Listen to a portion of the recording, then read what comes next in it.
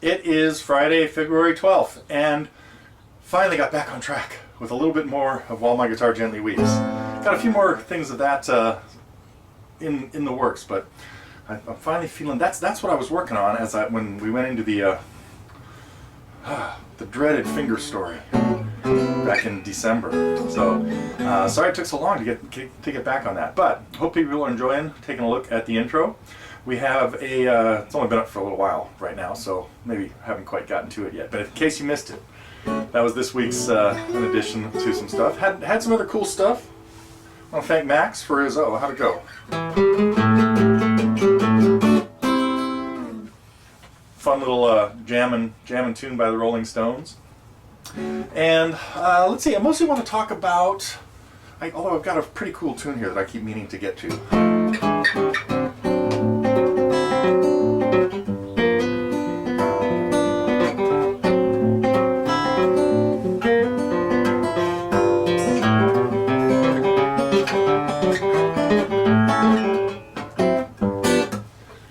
I'll come back to that. I'll tell you more about that later. It's something I wrote for a lesson a long time ago and just totally forgot about it, called the Mayflower Ramble. Anyway, just found the music the other day. I hope to get back to it soon.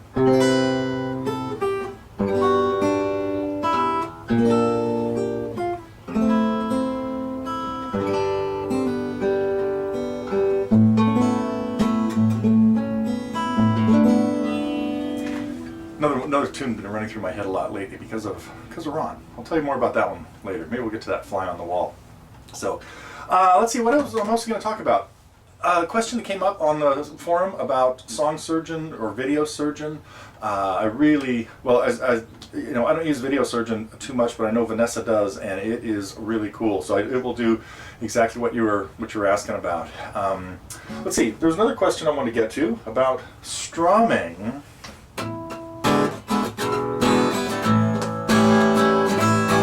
Strumming, for what it's worth, can be boiled down to just double time, almost the ballad strum. So if you do something like this,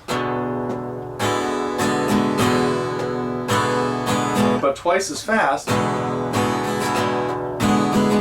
you have it.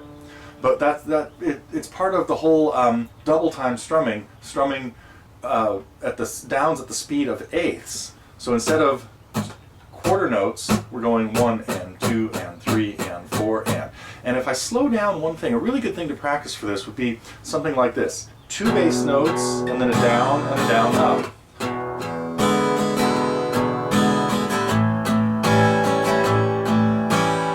Bass, bass, down, down, up. Bass, bass, down, down, up. Then when you start speeding that up, maybe leave out the second bass note.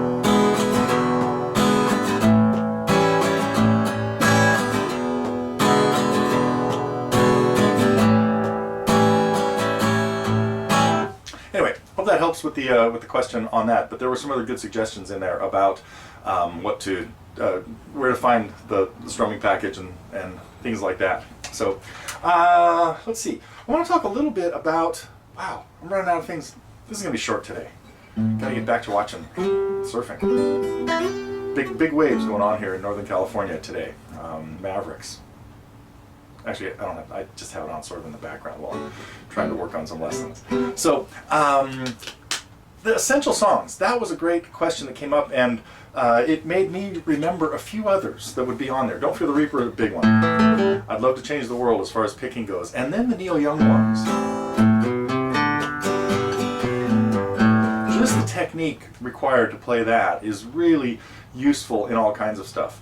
I have and then the most essential one, because it does everything.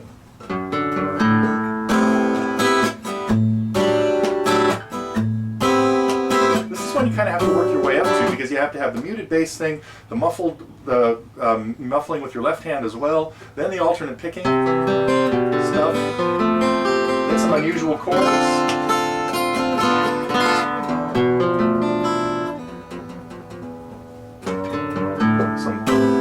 Anyway, that is another one that's absolutely essential. The finger picking ones you guys had mentioned House of the Rising Sun. That's really good, and I know Willem brought up Hallelujah. Great arpeggio ones. And then, of course, the other essential ones along those lines are Dust in the Wind, Blackbird, Landslide, as far as ones that use a pretty regular pattern. So those are all ones that should be pretty, you want those to be easy as time goes on. I will still keep working on trying to consolidate that list and come up with my top 10 or 20 songs that everybody should know. Let's see, the last thing I wanted to talk about was an odd series of confluence of events, almost. And that is about, maybe not too long ago, a month or two ago. Ed was in for his lesson, and we were working on If I Needed You, Townes Van Zandt song, because he's a big Townes Van Zandt fan. And so that song was sort of rolling through, we spent a week or two just talking about the type of picking you could do in it. And then, of course, this week, Vanessa and Bill put up a little collaboration of it, just beautiful. So congratulations, you guys, and great work. But I'm not sure if I mentioned this when Muriel was in town last week, but my friend Steve Palazzo, some of you from the first camp would remember Steve, opened up or played a little bit in the middle of Muriel's show, and that ended up being the last song he played. And Muriel came back up afterwards and started playing, and she remarked that was her all-time favorite song. Piece of weird trivia. And I don't remember which version, whether she was more familiar with Townes or the duet versions that were out there. But yeah, just a great tune. So it was a nice surprise to see that up. Okay, let's see. There was one more thing. That is, I think this was in the forum now too, but we had to officially pull the plug on Crete. So I hope maybe we'll try again next year. Although, who knows, it might make a good vacation destination. I know Scott was making noise about going there, but not sure that's going to be in my summer cards, but it could be fun. We'll see what happens. Let's see, what else? Oh, so one thing I did get back to, but I really appreciate, Chris did a lot of legwork for us out there, by the way, so thanks, Chris, for trying to put that together, and just didn't get enough of a response. We'll try again.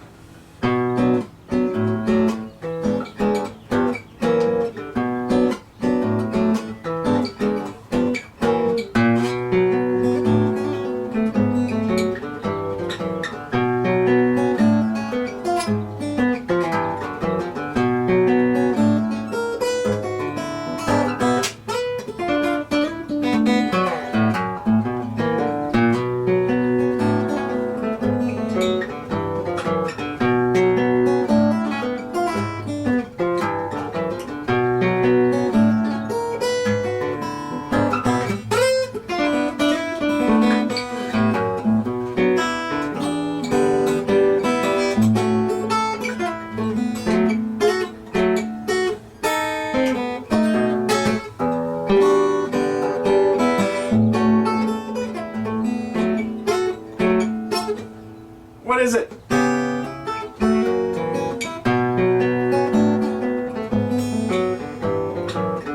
Got back to work on that. That was another one I was working on when the meltdown happened, or the tree incident.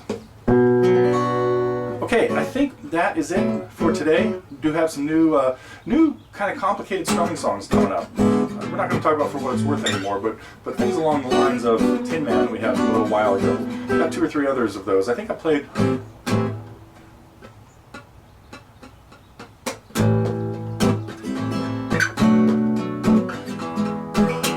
That's going to be one of them, I think. And the other, I'll keep top secret. Okay, I will be back next week.